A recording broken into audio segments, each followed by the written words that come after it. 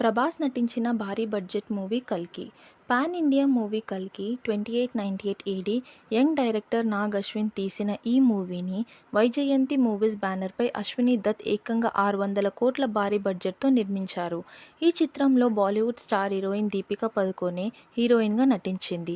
ఇక అలాగే senior star heroes Amitabh Bachchan, Kamal Haasan ముఖ్య పాత్రల్లో నటించారు. దిశ పటాని గ్లామర్ పాత్రలో మెరిసింది.